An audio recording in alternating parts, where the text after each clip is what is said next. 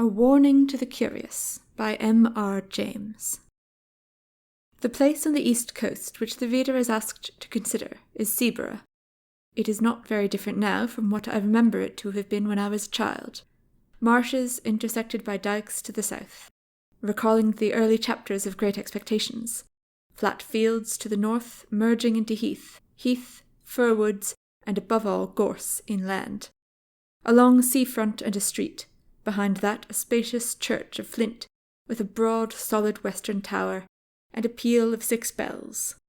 How well I remember their sound on a hot Sunday in August, as our party went slowly up the white, dusty slope of the road towards them, for the church stands at the top of a short, steep incline. They rang with a flat, clacking sort of sound on those hot days, but when the air was softer they were mellower too. The railway ran down to its little terminus farther along the same road. There was a gay white windmill just before you came to the station, and another down near the shingle at the south end of the town, and yet others on higher ground to the north. There were cottages of bright red brick with slate roofs. But why do I encumber you with these commonplace details? The fact is that they come crowding to the point of the pencil when it begins to write of Seaborough. I should like to be sure that I had allowed the right ones to get onto the paper. But I forgot. I have not quite done with the word-painting business yet. Walk away from the sea and the town, past the station, and turn up the road on the right. It is a sandy road, parallel with the railway, and if you follow it, it climbs to somewhat higher ground. On your left, you are now going northward, is heath. On your right, the side towards the sea, is a belt of old firs, wind-beaten, thick at the top with the slope that old seaside trees have. Seen on the skyline from the train, they would tell you in an instant, if you did not know it, that you were approaching a windy coast. Well, at the top of my little hill, a line of these firs strikes out and runs towards the sea, for there is a ridge that goes that way, and the ridge ends in a rather well-defined mound, commanding the level fields of rough grass, and a little knot of fir trees crowns it. And here you may sit on a hot spring day, very well content to look at blue sea, white windmills, red cottages, bright green grass, church tower, and distant Martello Tower on the south. As I have said, I began to know Seaborough as a child, but a gap of a good many years separates my early knowledge from that which is more recent. Still, it keeps its place in my affections, and any tales of it that I pick up have an interest for me. One such tale is this. It came to me in a place very remote from Seaborough, and quite accidentally, from a man whom I had been able to oblige, enough, in his opinion, to justify his making me his confidant to this extent. "I know all that country more or less," he said. "I used to go to Seaborough pretty regularly for golf in the spring. I generally put up at the Bear, with a friend, Henry Long it was, you knew him perhaps." "Slightly," I said, "and we used to take a sitting room and be very happy there. Since he died I haven't cared to go there, and I don't know that I should, anyhow, after the particular thing that happened on our last visit. It was in April of We were there, and by some chance we were almost the only people in the hotel. So the ordinary public rooms were practically empty, and we were the more surprised when, after dinner, our sitting-room door opened and a young man put his head in. We were aware of this young man. He was rather a rabbity, anemic subject, light hair and light eyes, but not unpleasing. So when he said, 'I beg your pardon, is this a private room?' we did not growl and say, 'Yes, it is,' but Long said, or I did, no matter which, 'Please, come in.' 'Oh, may I?' he said, and seemed relieved. Of course it was obvious that he wanted company, and as he was a reasonable kind of person, not the sort to bestow his whole family history on you, we urged him to make himself at home. 'I dare say you find the other rooms rather bleak,' I said. Yes, he did, but it was really too good of us, and so on. That being got over, he made some pretence of reading a book. Long was playing patience, I was writing. It became plain to me after a few minutes that this visitor of ours was in rather a state of fidgets or nerves, which communicated itself to me, and so I put away my writing and turned to at engaging him in talk. After some remarks, which I forget, he became rather confidential. You'll think it very odd of me. This was the sort of way he began. But the fact is I've had something of a shock. Well, I recommended a drink of some cheering kind, and we had it. The waiter coming in made an interruption, and I thought our young man seemed very jumpy when the door opened. But after a while he got back to his woes again. There was nobody he knew in the place, and he did happen to know who we both were. It turned out there was some common acquaintance in town, and really he did want a word of advice if we didn't mind. Of course we both said, by all means, or not at all, and Long put away his cards. And we settled down to hear what his difficulty was. It began, he said, more than a week ago, when I bicycled over to Froston, only about 5 or 6 miles, to see the church. I'm very much interested in architecture, and it's got one of those pretty porches with niches and shields. I took a photograph of it, and then an old man who was tidying up in the churchyard came and asked if I'd care to look into the church. I said yes, and he produced a key and let me in. There wasn't much inside, but I told him it was a very nice little church, and he kept it very clean. But, I said, the porch is the best part of it. We were just outside the porch then, and he said, "Oh, yes, that is a nice porch, and do you know, sir, what's the meaning of that coat of arms there?" It was the one with the 3 crowns, and though I'm not much of a herald, I was able to say, yes, I thought it was the old arms of the kingdom of East Anglia. "That's right, sir," he said, "and do you know the meaning of them 3 crowns that's on it?" I said I'd no doubt it was known, but I couldn't recollect to have heard it myself. "Well then," he said, "for all you're a scholard, I can tell you something you don't know. Them's the 3 holy crowns what was buried in the ground near by the coast, to keep the Germans from landing.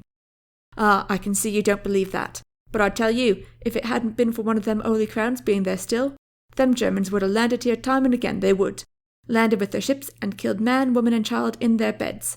Now then, that's the truth, what I'm telling you, that is, and if you don't believe me, you ask the rector. There he comes. You ask him, I says." I looked round, and there was the rector, a nice-looking old man, coming up the path, and before I could begin assuring my old man, who was getting quite excited, that I didn't disbelieve him, the rector struck in and said, "What's all this about, John? Good day to you, sir. Have you been looking at our little church?" So then there was a little talk which allowed the old man to calm down, and then the rector asked him again what was the matter. "Oh," he said, "it warn't nothing. Only I was telling this gentleman he'd ought to ask you about them holy crowns." "Ah, yes, to be sure," said the rector. "That's a very curious matter, isn't it? But I don't know whether the gentleman is interested in our old stories, eh?" "Oh, he'll be interested fast enough," says the old man. "He'll put his confidence in what you tells him, sir. Why, you known William Agar yourself, father and son, too."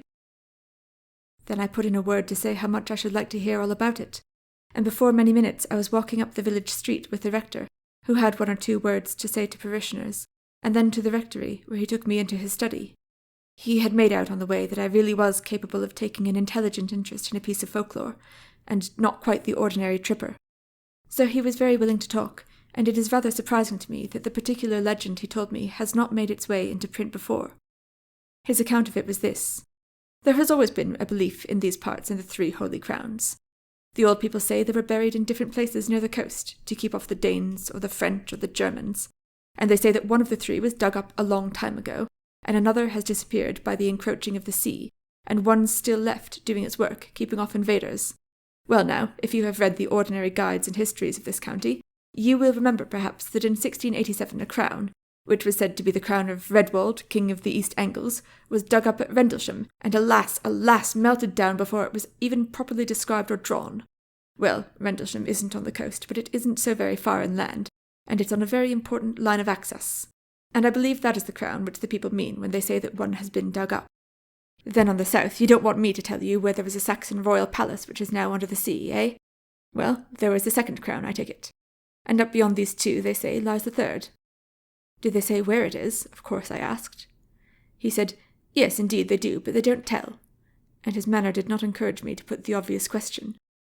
Instead of that, I waited a moment and said, "What did the old man mean when he said you knew William Agar, as if that had something to do with the crowns?"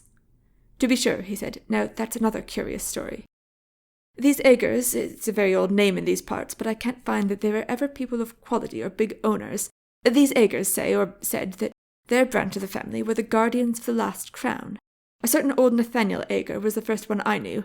I was born and brought up quite near here, and he, I believe, camped out at the place during the whole of the War of 1870. William, his son, did the same, I know, during the South African War. And young William, his son, who has only died fairly recently, took lodgings at the cottage nearest the spot, and I've no doubt hastened his end, for he was a consumptive, by exposure and night watching. And he was the last of that branch. It was a dreadful grief to him to think that he was the last, but he could do nothing. The only relations at all near to him were in the colonies. I wrote letters for him to them, imploring them to come over on business very important to the family, but there has been no answer. So the last of the Holy Crowns, if it's there, has no guardian now." That was what the rector told me, and you can fancy how interesting I found it. the only thing I could think of when I left him was how to hit upon the spot where the crown was supposed to be. I wish I'd left it alone. But there was a sort of fate in it, for as I bicycled back past the churchyard wall, my eye caught a fairly new gravestone, and on it was the name of William Agar. Of course I got off and read it. It said, "Of this parish, died at Seaborough, aged 28. There it was, you see, a little judicious questioning in the right place, and I should at least find the cottage nearest the spot. Only I didn't quite know what was the right place to begin my questioning at. Again, there was fate. It took me to the curiosity shop down that way, you know, and I turned over some old books, and, if you please, one was a prayer book of 1740 odd, in a rather handsome binding. I'll just go and get it, it's in my room." He left us in a state of some surprise, but we had hardly time to exchange any remarks when he was back, panting, and handed us the book, opened at the flyleaf, on which was, in a straggly hand, "Nathaniel Agar is my name, and England is my nation. Seaborough is my dwelling place, and Christ is my salvation. When I am dead and in my grave, and all my bones are rotten, I hope the Lord will think on me when I am quite forgotten." This poem was dated 1754, and there were many more entries of Agar's, Nathaniel, Frederick, William, and so on, ending with William 19. "You see," he said, "anybody would call it the greatest bit of luck. I did, but I don't now. Of course, I asked the shopman about William Agar, and of course he happened to remember that he lodged in a cottage in the North Field and died there. This was just chalking the road for me. I knew which the cottage must be. There is only one sizable one about there. The next thing was to scrape some sort of acquaintance with the people, and I took a walk that way at once. A dog did the business for me. He made at me so fiercely that they had to run out and beat him off, and then naturally begged my pardon, and we got into talk. I had only to bring up Agar's name and pretend I knew, or thought I knew, something of him, and then the woman said how sad it was, him dying so young, and she was sure it came of him spending the night out of doors in the cold weather. Then I had to say, did he go out on the sea at night? And she said, oh no, it was on the hillock yonder with the trees on it, and there I was. I know something about digging in these barrows. I've opened many of them in the down country, but that was with owner's leave and in broad daylight and with men to help. I had to prospect very carefully here before I put a spade in. I couldn't trench across the mound, and with these old firs growing there, I knew there would be awkward tree roots. Still the soil was very light and sandy and easy, and there was a rabbit hole or so that might be developed into a sort of tunnel. The going out and coming back at odd hours to the hotel was going to be the awkward part. When I made up my mind about the way to excavate, I told the people that I was called away for a night, and I spent it out there. I made my tunnel. I won't bore you with the details of how I supported it and filled it in when I'd done, but the main thing is that I got the crown. Naturally, we both broke out into exclamations of surprise and interest. I, for one, had long known about the finding of the crown at Vendlesham, and had often lamented its fate. No one has ever seen an Anglo-Saxon crown, at least no one had. But our man gazed at us with a rueful eye. Yes, he said, and the worst of it is, I don't know how to put it back. Put it back, we cried out. Why, my dear sir, you've made one of the most exciting finds ever heard of in this country. Of course, it ought to go to the jewel house at the Tower. Or what's your difficulty? If you're thinking about the owner of the land and treasure trove and all that, we can certainly help you through. Nobody's going to make a fuss about technicalities in a case of this kind. Probably more was said, but all he did was to put his face in his hands and mutter, I don't know how to put it back. At last Long said, You'll forgive me, I hope, if I seem impertinent, but are you quite sure you've got it? I was wanting to ask much the same question myself, for of course the story did seem a lunatic's dream when one thought over it. But I hadn't quite dared to say what might hurt the poor young man's feelings. However, he took it quite calmly. Really, with the calm of despair, you might say. He sat up and said, Oh yes, there's no doubt of that. I have it here, in my room, locked up in my bag. You can come and look at it, if you like. I won't offer to bring it here. We were not likely to let the chance slip. We went with him. His room was only a few doors off. The boots was just collecting shoes in the passage, or so we thought. Afterwards we were not sure. Our visitor, his name was Paxton, was in a worse state of shivers than before, and went hurriedly into the room and beckoned us after him, turned on the light, and shut the door carefully. Then he unlocked his kit-bag and produced a bundle of clean pocket-handkerchief, in which something was wrapped, laid it on the bed, and undid it. I can now say I have seen an actual Anglo-Saxon crown. It was of silver, as the Vendlesham one is always said to have been. It was set with some gems, mostly antique intaglios and cameos, and was of rather plain, almost rough workmanship. In fact, it was like those you see on the coins and in the manuscripts. I found no reason to think it was later than the 9th century. I was intensely interested, of course, and I wanted to turn it over in my hands, but Paxton prevented me. "Don't you touch it," he said. "I'll do that." He took it up and turned it about so that we could see every part of it. "Seen enough?" he said at last, and we nodded. He wrapped it up and locked it in his bag and stood looking at us dumbly. "Come back to our room," Long said, "and tell us what the trouble is." He thanked us and said, "Will you go first and see if the coast is clear?" That wasn't very intelligible, for our proceedings hadn't been, after all, very suspicious, and the hotel, as I said, was practically empty. However, we were beginning to have inklings of we didn't know what, and anyhow, nerves are infectious. So we did go, first peering out as we opened the door and fancying, I found we both had the fancy, that a shadow, or more than a shadow, but it made no sound, passed from before us to one side as we came out into the passage. "It's all right," we whispered to Paxton. Whispering seemed the proper tone, and we went, with him between us, back to our sitting room. I was preparing, when we got there, to be ecstatic about the unique interest of what we had seen, but when I looked at Paxton I saw that would be terribly out of place, and I left it to him to begin. "What is to be done?" was his opening. Long thought it right, as he explained to me afterwards, to be obtuse, and said, "Why not find out who the owner of the land is, and inform—" "Oh, no," Paxton broke in impatiently. "I beg your pardon, you've been very kind, but don't you see it's got to go back, and I daren't be there at night, and daytime's impossible." "Perhaps, though, you don't see. Well then, the truth is that I've never been alone since I touched it." I was beginning some fairly stupid comment, but Long caught my eye, and I stopped. Long said, "I think I do see, perhaps, but wouldn't it be a relief to tell us a little more clearly what the situation is?" Then it all came out. Paxton looked over his shoulder and beckoned to us to come nearer to him, and began speaking in a low voice. We listened most intently, of course, and compared notes afterwards, and I wrote down our version, so I am confident I have what he told us, almost word for word. He said, "It began when I was first prospecting, and put me off again and again. There was always somebody, a man, standing by one of the firs. This was in daylight, you know. He was never in front of me. I always saw him with the tail of my eye, on the left or the right, and he was never there when I looked straight for him.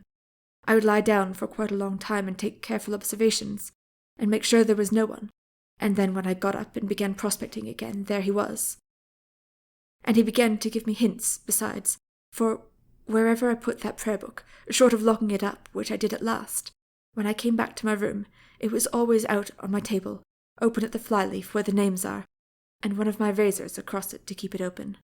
I'm sure he just can't open my bag, or something more would have happened. You see, he's light and weak, but all the same, I daren't face him. Well then, when I was making the tunnel, of course, it was worse, and if I hadn't been so keen, I should have dropped the whole thing and run. It was like someone scraping at my back all the time. I thought for a long time it was only soil dropping on me, but as I got nearer the crown, it was unmistakable. And when I actually laid it bare and got my fingers into the ring of it and pulled it out, there came a sort of cry behind me. Oh, I can't tell you how desolate it was, and horribly threatening, too. It spoiled all my pleasure in my find, cut it off that moment, and if I hadn't been the wretched fool I am, I should have put the thing back and left it, but I didn't. The rest of the time was just awful. I had hours to get through before I could decently come back to the hotel. First I spent my time filling up my tunnel and covering my tracks, and all the while he was there, trying to thwart me. Sometimes, you know, you see him, and sometimes you don't, just as he pleases, I think. He's there, but he has some power over your eyes. Well, I wasn't off the spot very long before sunrise, and then I had to get to the junction for Seaborough, and take a train back. And though it was daylight fairly soon, I don't know if that made it much better. There were always hedges, or gorse bushes, or park fences along the road. Some sort of cover, I mean, and I was never easy for a second. And then when I began to meet people going to work, they always looked behind me very strangely. It might have been that they were surprised at seeing anyone so early, but I didn't think it was only that, and I don't now. They didn't look exactly at me. And the porter at the train was like that too. And the guard held open the door after I'd got into the carriage, Just as he would if there was somebody else coming, you know. Oh, you may be very sure it isn't my fancy, he said, with a dull sort of laugh. Then he went on. And even if I do get it put back, he won't forgive me, I can tell that. And I was so happy a fortnight ago. He dropped into a chair, and I believe he began to cry. We didn't know what to say, but we felt we must come to the rescue somehow, and so, it really seemed the only thing, we said if he was so set on putting the crown back in its place, we would help him. And I must say that, after what we had heard, it did seem the right thing. If these horrid consequences had come on this poor man, might there not really be something in the original idea of the crown having some curious power bound up with it to guard the coast? At least that was my feeling, and I think it was Long's too. Our offer was very welcome to Paxton, anyhow. When could we do it? It was nearing 10:30. Could we contrive to make a late walk plausible to the hotel people that very night? We looked out of the window. There was a brilliant full moon, the Paschal moon. Long undertook to tackle the boots and propitiate him. He was to say that we should not be much over the hour, and if we did find it so pleasant that we stopped out a bit longer, we would see that he didn't lose by sitting up. Well, we were pretty regular customers of the hotel, and did not give much trouble, and were considered by the servants to be not under the mark in the way of tips, and so the boots was propitiated, and led us out onto the sea front, and remained, as we heard later, looking after us. Paxton had a large coat over his arm, under which was the wrapped-up crown. So we were off on this strange errand before we had time to think how very much out of the way it was. I have told this part quite shortly on purpose, for it really does represent the haste with which we settled our plan and took action. The shortest way is up the hill and through the churchyard, Paxton said, as we stood a moment before the hotel, looking up and down the front. There was nobody about, nobody at all. Seaborough, out of the season, is an early, quiet place. We can't go along the dyke by the cottage because of the dog, Paxton also said, when I pointed to what I thought a shorter way, along the front and across 2 fields. The reason he gave was good enough. We went up the road to the church, and turned in at the churchyard gate. I confess to having thought that there might be someone lying there, who might be conscious of our business, but if it was so, they were also conscious that one who was on their side, so to say, had us under surveillance, and we saw no sign of them. But under observation we felt we were, as I have never felt it at any other time. Especially was it so when we passed out of the churchyard into a narrow path with close, high hedges, through which we hurried as Christian did through that valley, and so got out into open fields. Then along hedges, though I would sooner have been in the open, where I could see if anyone was visible behind me, over a gate or two, and then a swerve to the left, taking us up onto the ridge which ended in that mound. As we neared it, Henry Long felt, and I felt too, that there were what I can only call dim presences waiting for us, as well as a far more actual one attending us. Of Paxton's agitation all this time I can give you no adequate picture. He breathed like a hunted beast, and we could not either of us look at his face. How he would manage when we got to the very place we had not troubled to think. He had seemed so sure that that would not be difficult. Nor was it. I never saw anything like the dash with which he flung himself at a particular spot in the side of the mound, and tore at it, so that in a very few minutes the greater part of his body was out of sight. We stood holding the coat and that bundle of handkerchief, and looking, very fearfully I must admit, about us. There was nothing to be seen. A line of dark firs behind us made one skyline, more trees, and the church tower 1/2 mile off on the right, cottages, and a windmill on the horizon on the left, calm sea dead in front, faint barking of a dog at a cottage on a gleaming dyke between us and it, full moon making that path we know across the sea, the eternal whisper of the Scotch firs just above us, and of the sea in front. Yet, in all this quiet, an acute, an acrid consciousness of a restrained hostility very near us, like a dog on a leash that might be let go at any moment. Paxton pulled himself out of the hole, and stretched a hand back to us. "Give it to me," he whispered, "unwrapped." We pulled off the handkerchiefs, and he took the crown. The moonlight just fell on it as he snatched it. We had not ourselves touched that bit of metal, and I have thought since that it was just as well. In another moment Paxton was out of the hole again, and busy shovelling back the soil with hands that were already bleeding. He would have none of our help, though. It was much the longest part of the job to get the place to look undisturbed, yet, I don't know how, he made a wonderful success of it. At last he was satisfied, and we turned back. We were a couple of yards from the hill when Long suddenly said to him, "I say, you've left your coat there. That won't do. See?" And I certainly did see it, the long dark overcoat lying where the tunnel had been. Paxton had not stopped, however. He only shook his head and held up the coat on his arm. And when we joined him, he said, without any excitement, but as if nothing mattered any more, "That wasn't my coat." And indeed, when we looked back again, that dark thing was not to be seen. Well, we got out onto the road and came rapidly back that way. It was well before 12 when we got in, trying to put a good face on it, and saying, Long and I, what a lovely night it was for a walk. The Boots was on the lookout for us, and we made remarks like that for his edification as we entered the hotel. He gave another look up and down the seafront before he locked the front door and said, "You didn't meet many people about, I suppose, sir?" "No, indeed, not a soul," I said, at which I remember Paxton looked oddly at me. "Only I thought I see someone turn up the station road after you gentlemen," said the Boots. "Still, you was three together, and I don't suppose he meant mischief." I didn't know what to say. Long merely said good night, and we went off upstairs, promising to turn out all lights and to go to bed in a few minutes. Back in our room, we did our very best to make Paxton take a cheerful view. "There's the crown safe back," we said. "Very likely you'd have done better not to touch it," and he heavily assented to that. "But no real harm has been done, and we shall never give this away to anyone who would be so mad as to go near it. Besides, don't you feel better yourself? I don't mind confessing," I said, "that on the way there I was very much inclined to take your view about being followed, but going back it wasn't at all the same thing, was it?" "No, it wouldn't do." "You've nothing to trouble yourselves about," he said. "But I'm not forgiven. I've got to pay for that miserable sacrilege still. I know what you're going to say. The church might help. Yes, but it's the body that has to suffer. It's true I'm not feeling that he's waiting outside for me just now, but—" Then he stopped. And then he turned to thanking us, and we put him off as soon as we could. And naturally we pressed him to use our sitting room next day, and said we should be glad to go out with him. Or did he play golf, perhaps? Yes, he did, but he didn't think you should care about that tomorrow. Well, we recommended him to get up late and sit in our room in the morning while we were playing, and we would have a walk later in the day. He was very submissive and piano about it all, ready to do just what we thought best, but clearly quite certain in his own mind that what was coming could not be averted or palliated. You'll wonder why we didn't insist on accompanying him to his home and seeing him safe into the care of brothers or someone. The fact was he had nobody. He had a flat in town, but lately he had made up his mind to settle for a time in Sweden, and he had dismantled his flat and shipped off his belongings, and was whiling away a fortnight or 3 weeks before he made a start. Anyhow, we didn't see what we could do better than sleep on it, or not sleep very much, as was my case, and see what we felt like tomorrow morning.